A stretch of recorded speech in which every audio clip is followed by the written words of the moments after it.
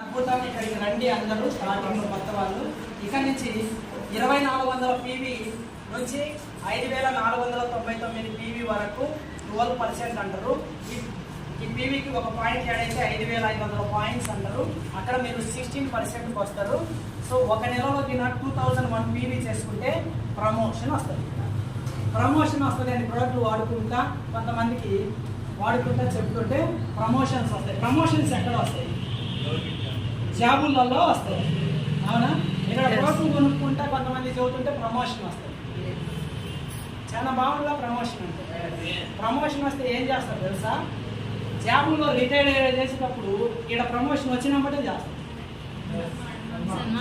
నాకు ఆ సన్మానం అంటే గొప్పించి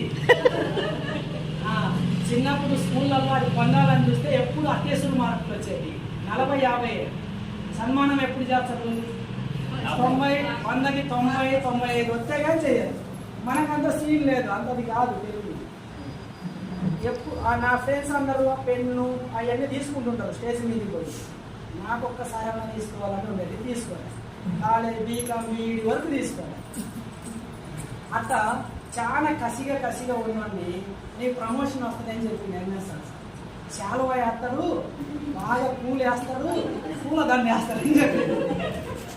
ఓకే, నాకు సన్మానం అంటే పిచ్చింది, అట్లా పిచ్చిందోనే చేస్తారండి. ఇది ఏ ఒకటి ఉండాలి, లేకుంటే చేయలేదు. అట్లా ప్రమోషన్ వస్తుంది, సన్మానం చేస్తాం మేమో. నేను అక్కడ ఎక్కడ తీరలే కదా, నేను ఎట్టయినా కూడా 8లో ఉంటా, 16కి వెళ్ళిపోవాలి అని. అప్పుడు మాకు 10,000 ఒక పాయింట్ అండి. 3,60,000 బిజినెస్ చేస్తే డైరెక్ట్. మీకు 1,80,000 చేస్తేనే డైరెక్ట్. ఎంత అదృష్టం ఉంటుంది. ఓకేనా?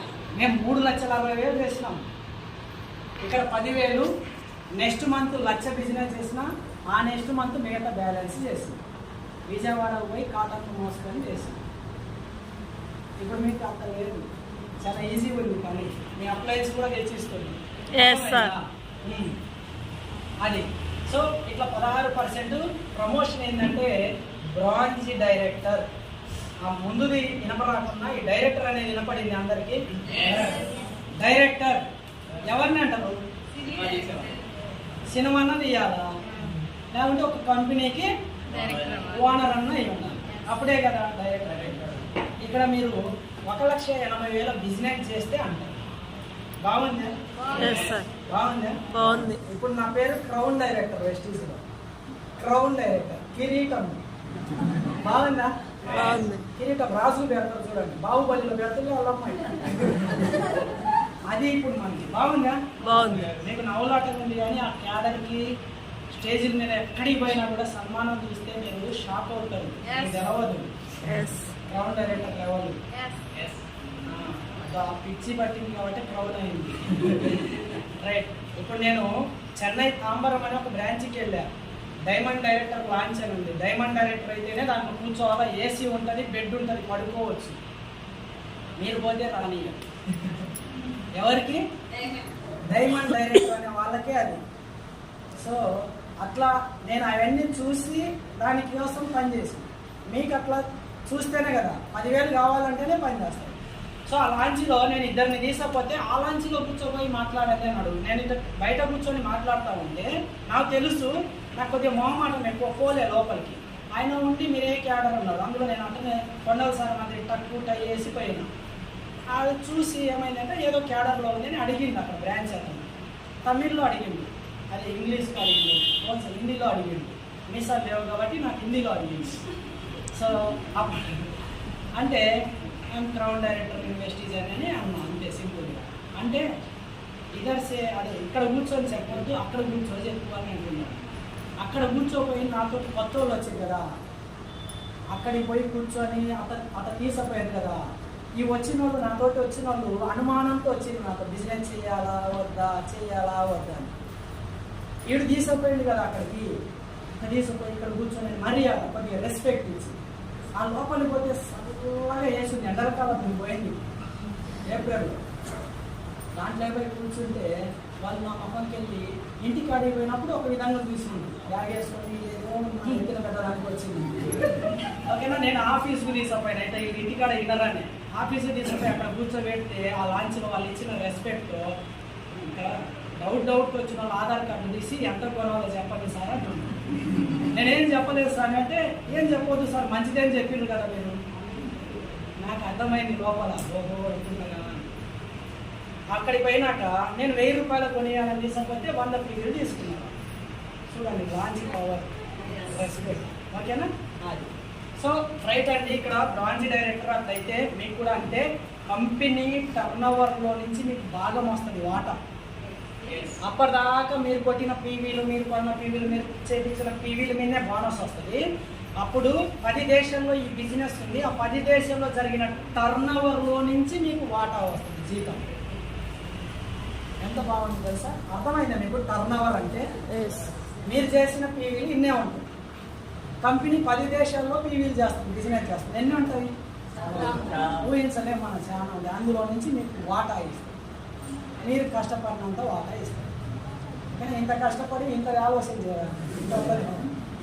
ఓకేనా, రైట్. అట్లా ఇస్తుంది. అట్లా వస్తే జీతం ఎంత వస్తుంది అంటే మినిమం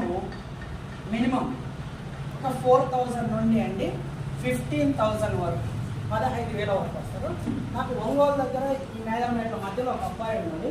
అబ్బాయి పేరు సుధీర్ పేరు. అగ్రికల్చర్ బాగా అద్దరికి ఆ పక్కన అదేదో ఉంది, వెంపరాల ఉందా ఊరు, వెంపరాల. ఆ వెంపరాలలో వాళ్ళ మామయ్య 1,00,000 రూపాయలకు ప్రొడక్ట్ తీసుకున్నాడు ఒకేసారి. ఆయనకు కావాల్సి 10 ఎకరాలు. ఆ అబ్బాయి ఏమైందంటే 1 నెలలోనే బ్రాంచ్ డైరెక్టర్ అయింది. 1 నెలలోనే. మేమంట కొనుక్కోమని చెప్పలే, వాళ్ళే కొనుక్కున్నారు అన్నమాట. మా 10 ఎకరాలు ఉంది, ఇట్లా ఉంటుందని గ్రాన్యువల్స్ అవి తెగుళ్ళు రాకుండా. బెండకాయలు దొండకాయలు బాగా వేస్తారు, నేను కూడా తీసుకుపోయాను. అది ఓకేనా సార్. ఆ అబ్బాయికి ఇక్కడ జీతం ఎంత వచ్చింది అంటే 19,800 వచ్చింది 1 నెలలోనే. నేను మీకు అది చెప్పలే, ఇదో ఇది. సో అది మినిమం అయితే ఇంత వస్తుంది. బాగుంది జీతం, 4,000 జీతం. నేను వచ్చింది ఆ 4,000 కోసం, వెస్టీజ్లో 1,00,000 కోసం రాదు. 6,000 స్కూల్లో చేస్తే వస్తుంది, 4,000 ఇక్కడ 10,000 వస్తే ఇంకప్పుడు నేను ఇక్కడ ఉంటాను అనుకున్నాను.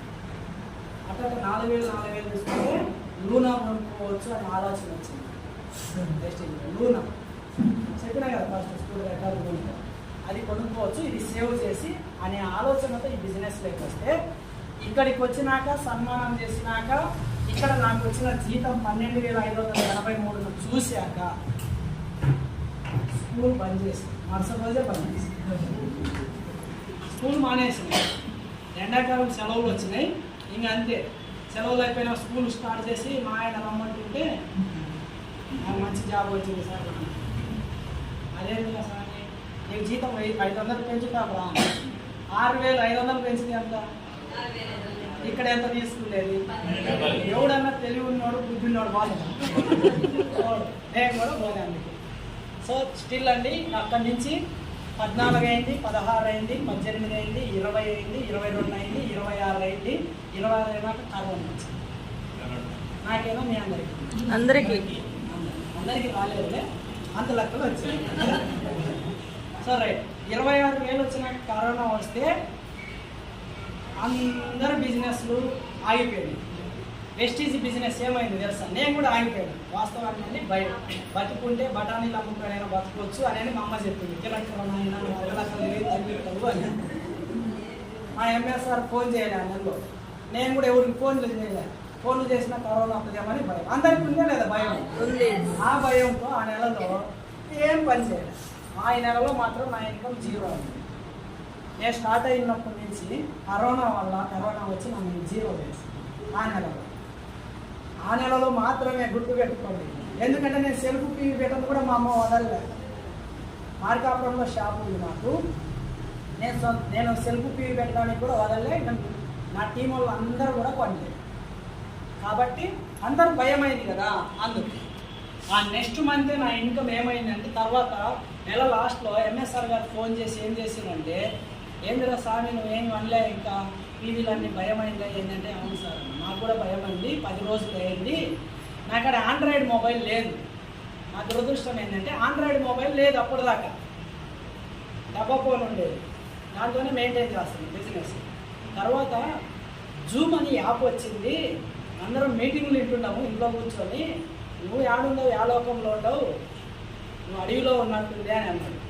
ఫోన్ చేసిన నేను ఒక 10 రోజుల తర్వాత, లాక్డౌన్ నేను 10 రోజుల తర్వాత జూమ్ మీటింగ్లు జరుగుతుంటాయి అని అన్నాడు. నాకు తెలవదు సార్ అన్న. నువ్వు ఎంత చదువుకున్నావు అన్నా. బీకామ్ బీఎడ్ కంప్యూటర్స్ అన్నా. నేను చదువు అంతా తగలబాడా, నేను 10 చదువుకుంటే మీటింగ్ వింటున్న సెల్లులో, మీ ఇంటి పక్కన ఆడికన్నా పోయి పెద్ద సెల్లు తీసుకొని మీటింగ్ విన్నాను.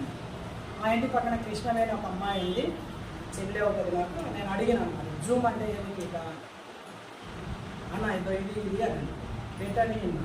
ఆ మీటింగ్ విన్నాళ్ళ నుంచి నాకు నిద్ర రావాలి, ఇట్లా కూడా మీటింగ్లు ఉంటాయా అని. ఎవరికి అనవసరంగా నెల వేస్ట్ చేసినాను. ఆ నెలలో అట్లా మీటింగులు ఇంటూ టీమును అంతటి కూడా మీటింగ్లో కనెక్ట్ చేస్తే జీతం ఎంత రావాలంటే 0 మరుసటిసారి నేను అప్పుడు స్టార్ డైరెక్టరు 0 అయింది. మళ్ళీ ఎట్ట కావాలి జీతం? బ్రాంజే ఏదో క్వాలిఫై అయ్యాడు కదా, లేదు నేను స్టార్ డైరెక్టరే క్వాలిఫై అయ్యి నా ఇన్కమ్ 36,000 అయింది.